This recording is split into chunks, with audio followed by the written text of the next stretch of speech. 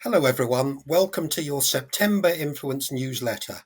It's been a fairly quiet summer from a policy perspective, particularly compared to what happened last year. But Parliament is now back from recess and we expect things to start speeding up. On the economic front, unfortunately, we haven't really moved any further forward since June. The IoD's economic confidence indicator, which we obtain from our policy voice surveys, is pretty much showing the same reading as it was in June. So there really is some kind of pessimism which is bedding in there in the economy, which driven by still ongoing concerns about high prices, wage costs, and the possibility of interest rates continuing to go up. On a much more positive note, I hope that you've seen a new paper which the IoD Centre for Corporate Governance has just published. It's entitled "Are Boards Losing Control?" Quite a provocative, quite a intriguing title.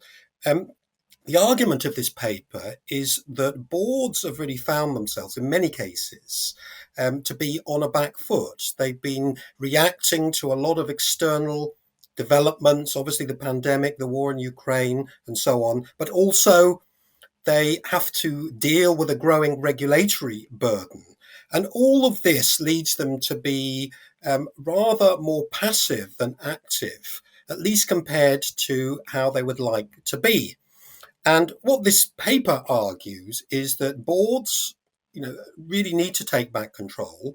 They are absolutely the right people to take the key decisions for any organization, not someone else, not regulators, not even investors. But boards are legally responsible. They are best placed in terms of having access to information and expertise to make those decisions. And this paper explores ways in which boards can think about making that happen more by focusing more on performance rather than conformance. Um, I also want to mention another hot topic of the moment, the one that everyone is talking about, and that is artificial intelligence. I think 2023 really has been the breakthrough year for artificial intelligence. I mean, this is not a new technology, but it's really this year that we really, on a global scale, became much more aware of its potential, of its capabilities.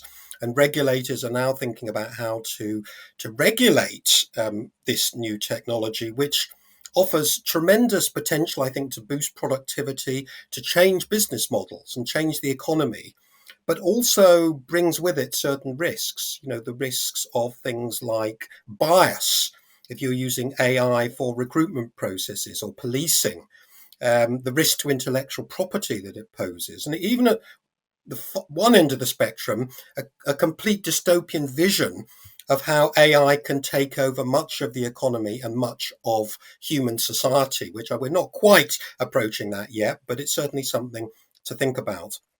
And the IoD published an interesting paper, a briefing for directors on AI, which was sent to all members a week or two ago. I hope you receive that, and I hope that you find that useful as well. I look forward to speaking to you soon.